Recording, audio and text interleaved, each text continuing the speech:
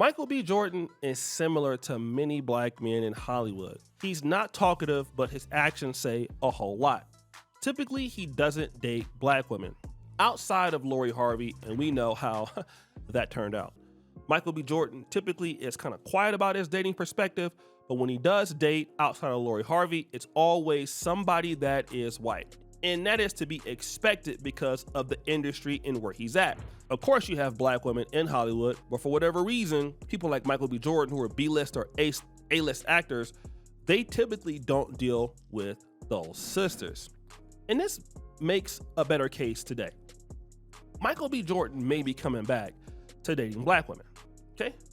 Now, before we get into that, people like Michael B. Jordan are always called out for doing the exact opposite. You know, one thing I don't like is when I hear certain black men, not all, but it's when they say, oh, well, the reason I don't talk to black girls is because when I was younger, they always said I was corny or lame. And if you want to date a white girl, by all means, do you. If you want to date a white man, by all means, do you. But you become a COON is when you're not dating them because you like them as a person, but you're only dating them because they're white. But there are some times where a black man will decide to come back and date black women, especially after he has been exposed. But it's typically on one condition. This is going to be controversial. Guys are not going to like this, but this is my theory. Black men like Michael B. Jordan, who have been exposed, will come back and date black women if they feel that that black woman is whitewashed. Now, I'm going to talk about this, and I don't want anybody to get offended, but just hear me out. In the case of Michael B. Jordan, he was recently in London. He was seen hanging out with actress Taylor Russell. Now, Taylor Russell is an actress who is half Jamaican and half white, and also coming in from Canada, okay? Now, basically, this would remove her from the typical black experience that many of us all know so well. And I did some research on black women who are whitewashed, and typically they get looked down upon. Nothing pisses me off more than when people label black girls or just women of color in general as whitewashed. Because literally my whole entire life I've been told I act like a white girl, I talk like a white girl, I dress like a white girl, my taste in music is so white as a method of like insulting me. And that shit makes you feel so self-conscious because now you're like hyper aware of how you act and how you talk and how you dress, and you become so insecure. Like my former hairdresser, who was my cousin's hairdresser before she was mine, after she like met me, she literally reported back to my cousin and she was like, your cousin talks like a valley girl. Okay. But wait, there's more. We're talking a lot in this whitewash conversation about appearances, type of music you like, how you dress, how you talk.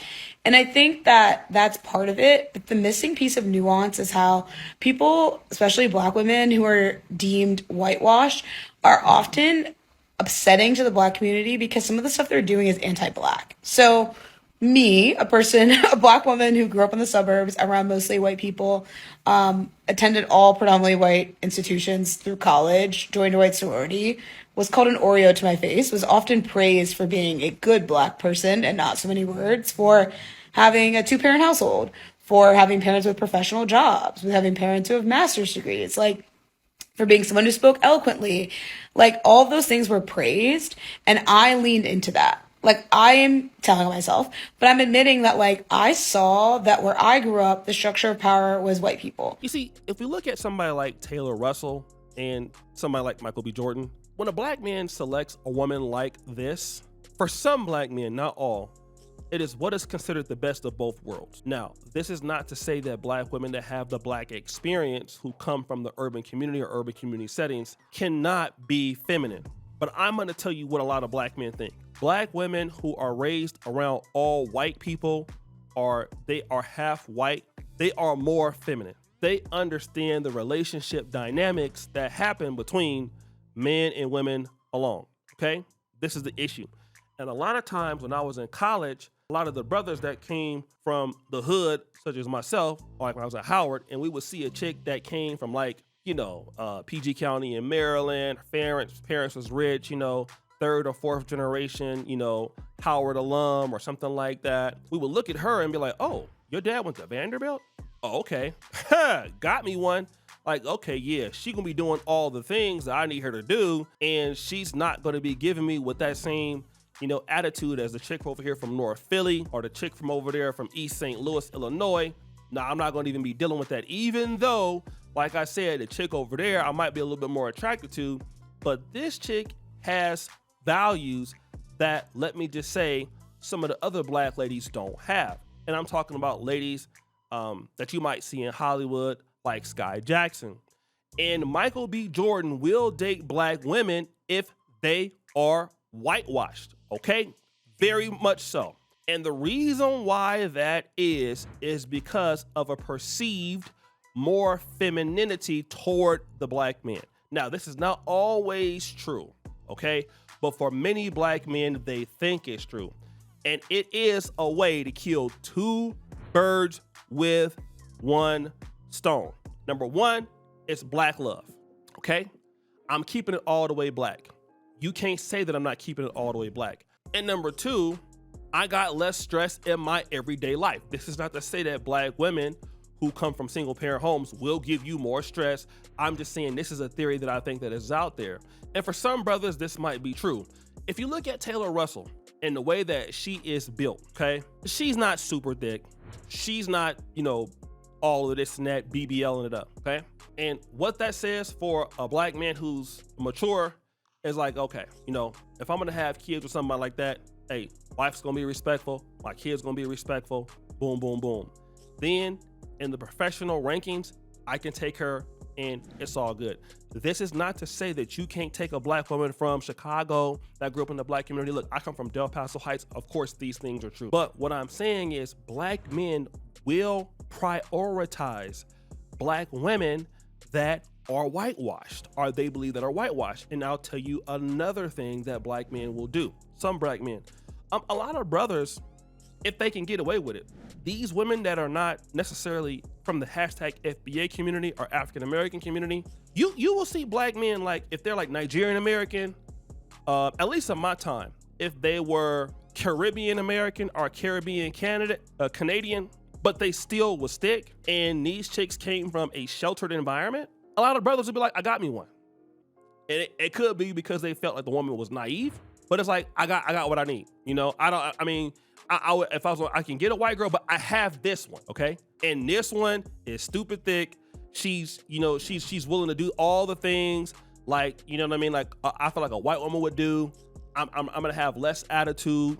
And like I said, I'm good here. And that is the only way that I have found black men, once they date white women, like culturally white women, and they've been exposed to that, there is no way they come back and date what I would consider the average hashtag FBA type person or attitude. Like, it's hard for you to go to like Jonathan Majors. In his case, if he was up and had his money, there's no way he dealing with Megan Good, although Megan Good is fine.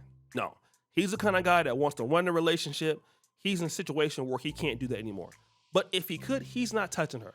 But a Taylor Russell, he will. He will. And you starting to see a lot of black men, I'm gonna tell you this, I was talking to Dr. C.S. Johnson, a lot of black professional men, once they marry African-American women, or if there's a divorce, if they marry black again, they're not marrying women from our community.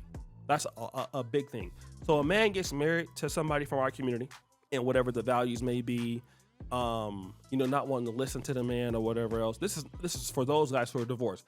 There is a trend that black academic men are dating and marrying women who are from the Ghanaian Caribbean, Ghanaian American community, Ghanaian British community, the Caribbean American community, or Caribbean itself. Why? Because those family values, and again, those women who are so-called whitewashed and their personality is a little bit more bubbly, yeah, those guys are going for that. And so these are the black women who brothers are, if they can get it, are gonna go for, because they are, to a lot of black men, a safe bet. I don't want people getting mad at me for what I'm saying, and some guys gonna say I'm not telling the truth, but it was true in my day for real, okay? When I was in college, it was true. Anybody who went to a predominantly white university, if you were a black man from the hood, and you found that you had a black chick, her daddy went to Vanderbilt, her daddy went to UC Davis, her dad went to Stanford, I got me one. I'm not struggling no more. Like, whoo! I ain't gotta get a white, I got a black chick, she's thick, she's working with something, I got it how I want, I'm good, I'm not giving her up. A lot of brothers is like that. She, and it could be a little bit of gullibility, but again, she's like, oh, she's whitewashed. This is the best of both worlds. Now, you can disagree with me in the comments if you want, but if you are a black man and you come across whitewashed black women, quote unquote, how do you feel about them? Do you like say the same thing? I'm not saying that it's not the case it was the case then. Cause I mean, you're not going after someone like a Cynthia G, right? If you get that pleasant white woman kind of attitude and spirit and a black body, a lot of brothers are like, yes, this is what I need right here. So guys, let me know what you think. It's your boy O'Shea Duke Jackson, back at it again with another episode of The Celebrity Junk. All right, appreciate you for all that you do. Subscribe, hit the bell. We're out.